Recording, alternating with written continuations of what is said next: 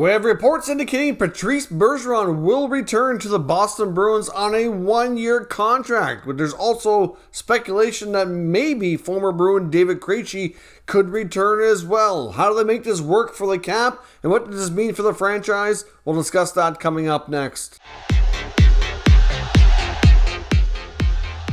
So welcome back to another video here at Top Shelf Hockey. We have reports today from Joe McDonald, Bruins beat reporter for a local newspaper, indicating that Bergeron is in fact returning to the Boston Bruins and he's expected to sign a one-year contract. It's not quite clear exactly what the average annual value will be, but it's expected to be less than what he was making before, but have an opportunity to earn several bonuses in there. So it would be a performance bonus based contract. Now, in case you're not familiar with how that works, we saw the same sort of deal take place with Zdeno Chara when his long-term deal expired with the Boston Bruins, and he did sign a series of one-year contracts since then to continue playing. Essentially, it allows an older player especially the opportunity to take a little bit less money and only earn the extra if certain conditions are met. Those bonuses do count against the cap, but there are some scenarios when they can count against the cap the following year if there's no room for it to be counted in at the end of the season. So ultimately,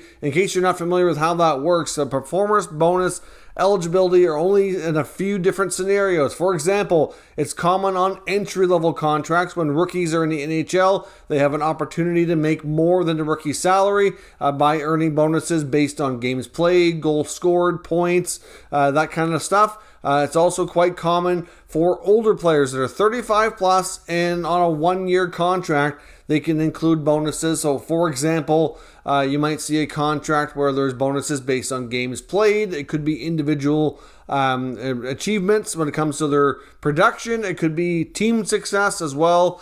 In there, like whether or not the team makes the playoffs, goes to the conference final, Stanley Cup final, things of that nature. And there's also some exceptions as well for a one-year deal on a returning NHL player who's been off on long-term injury reserve for an extended period of time, as long as they have at least 400 games in the NHL and they've been on injured reserve for at least 100 days in their most recent NHL contract. So those are the three scenarios when you can see bonuses like this be included. The last one I just mentioned is not overly common, not something you see very much. It's built into most ELCs, especially on high-ranking, high-drafted players, first-round picks. Usually get more opportunities at bonuses, and then you get scenarios like this for guys like Chara, Bergeron, and other players that are into their mid to late 30s and want to continue playing, and it's a way for them to kind of take a lower AAV to at least the beginning and earn extra money the other way. So, like for example, you saw the scenario with Zdeno Chara. He had lowered his average annual value by $2 million, but then he was adding $1.75 extra million potential in his pocket by hitting various bonuses, $1.25 million, and then there was another $250,000 for the Bruins qualifying for the playoffs, and then another $250,000 if the Bruins won the Stanley Cup. So obviously he got two out of those three bonuses and made an extra $1.5 million. So we don't know exactly what Bergeron's AAV is going to be. We know he's making around $6.8 million. That's what he was on his last deal. So I suspect it's going to be less. But the problem with even it being less, let's say even if he takes, let's say a $3 or $4 million AAV and then adds the bonuses in like Chara did, it's still a fair bit of money given how tight their salary cap situation is right now. And I'll give you a snapshot here from capfriendly.com for the upcoming season for 22-23. Right now, the Boston Bruins only have $2.38 million in available space. Now, besides bringing Bergeron back on his contract, like I said, there are some rumors, you could say, that David Krejci might want to return. We don't know if that's certain or what degree of certainty there is there. We know that David Pastrnak played with Krejci at the World Championships this past May. Obviously reignited that old chemistry they used to have. And then there was a video that Pastrnak had recorded with Krejci outside. They were just walking down the street over in Europe. And he was kind of teasing Krecji, asking him if he was coming back to the Bruins. Of course, Krejci never said yes, never really inclined to play along too much. But you have to think that there is maybe some thoughts going on. Obviously, after playing with Pastrnak, and then we know that Krejci was coming back to North America and going to be spending some time in the area during the summertime. There's no guarantees that he comes back, but I do think at the very least there's a possibility. We saw the Bruins' depth really be questioned this year, and we know that they're entering next season with some major injuries. So we know Brad Marchand and Charlie McAvoy will not start the season on time. They're both going to be out for an extended time with different surgeries, with shoulder injury for Charlie and a hip surgery for Marchand. They're going to be out for at least the first probably 2 to 3 months of the season. So they're going to have an LTIR buffer to start the year if they need it, but they'll have to make some tough decisions depending on what else happens throughout the year to get everybody healthy and have a regular lineup. Now, besides, bringing back Bergeron, maybe bringing back Krecji. One of the few other players they need to make a decision on is Curtis Lazar, who's been a good fourth liner. There were reports from the player and the team early on, right after the season ended, that there was mutual interest to bring him back. He wouldn't cost a lot of money, probably looking at a short-term deal, 1 or 2 years, $900K to $1 million, something in that range. Nothing extraordinary, but still, it all counts. I mean, you've only got $2.38 million. How are you going to make this happen? That's why I do wonder if the Bergeron signing probably won't get filed and recorded with the NHL for a little bit. That's not shocking. Now, I've seen some people saying Bergeron has signed. I do not believe that's the case. From what I've understood from these reports, it sounds like, my interpretation at least, is that he's agreed that he's going to come back for a 1-year deal. They may have discussed some terms, but I don't think anything's officially signed as of right now. As of we know, Patrice Bergeron is reportedly currently on vacation and will be meeting with Don Sweeney next week, is what the reports are that I've seen from guys like Frank Serafalli and Pierre LeBrun. So I do think they might have a verbal agreement. That's quite possible. Nothing on paper as of yet, and we've seen cases where teams, like we saw with the Islanders, for example, Lou's famous for this, and Lou Lamoriello, they're not registering contracts yet because you don't really want to put yourself over the cap, or you don't want other teams to know your full cap situation to try to take advantage of trades or anything like that. So they could delay getting this registered and making it official. It's difficult to say. They may not, though. I don't know. We'll see what other moves they make leading into the draft, because they're going to have to find a way to free up some space. It's just quite that simple. Like I said before, for Bergeron to come back at all, they need to find some cap space, let alone anything else. So we don't know if Krejci's going to come back, and if they want him back, and what kind of money he's going to need to make it happen. We don't know any of that.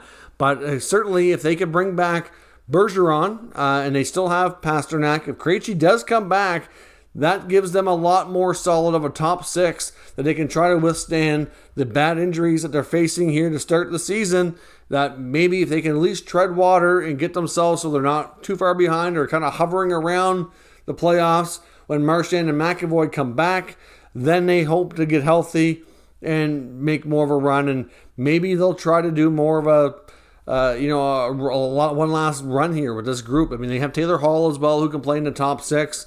So you could have a couple of duos. You got like Bergeron Hall or Bergeron Pastrnak and then Krejci Hall or something to that effect, because Krejci did play well with Hall briefly when he was there before too. So you could have a couple of good duos, put some other placeholders in some top six spots there, and then you kind of go from there. Maybe you get Eric Howley, you get Charlie Coyle. I'm not sure what else you do for rounding things out there. You have some other younger players. Maybe if Fabian Lysell makes the team, gets an early spot because of the injuries, see how it goes. Like, there's some options that Boston has to kind of, get through the uncertainty while they're waiting for Marchand and McAvoy to make their triumphant returns later into November, December, whenever they're ready to go. Of course, on top of all this, they do have to have some other big business here this offseason. It's quite likely we're going to see contract extensions or at least negotiations for Pastrnak and Jeremy Swayman.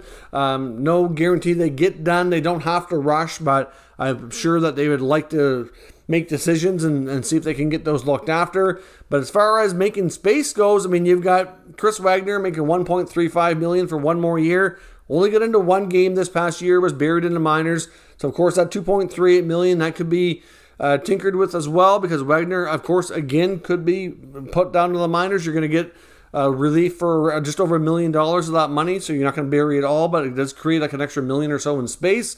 So that helps a little bit.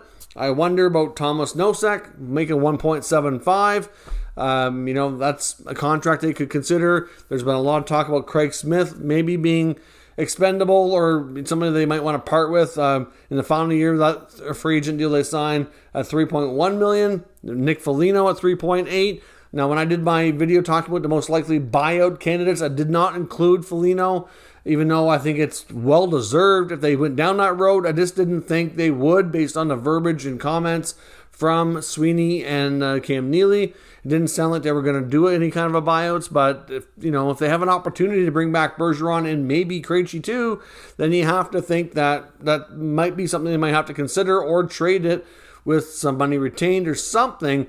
But there's, between Foligno, Smith, Nosek, and Wagner, you got to think that there's a possibility that any of those four players could be moved along in order to try to find themselves some savings because they need to do something. So like I said, even then it could still be a challenge, but at least they'd have an opportunity to kind of round themselves out here. And like I said, they'd have the LTIR cushion to start the year, so they probably wouldn't have much issues.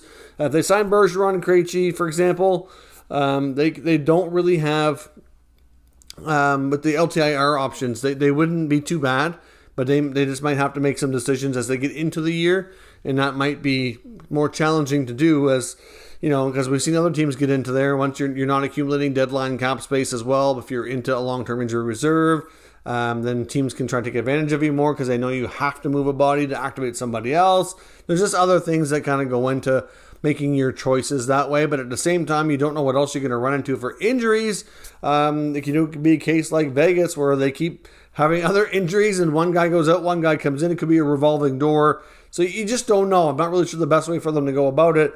But the good news here is that Patrice Bergeron appears to be coming back one more year on a performance-enhanced contract. And I said there's been some talk, and it's not really confirmed by any reputable sources. It's just there are some out there that think that there's a possibility of Krejci coming back just because of what we've seen transpire here. So let me know your thoughts on Bergeron returning, the possibility of Krejci returning, and how do they jump through the cap gymnastics to make it all happen. And could we see this team, even though they're banged up quite bad now, try to make one more run here at least with this team as is before they have to make even maybe some of these tough decisions that they thought they would make this year, maybe put them off for one more year, see what they can do. Let me know your thoughts. Can the Bruins contend if they make these decisions down in the comments? If you're new to this channel, make sure you subscribe and stick around. We'll keep you up to date with the latest news, rumors, and analysis on all 32 NHL teams. Thank you for watching, and I'll catch you next time.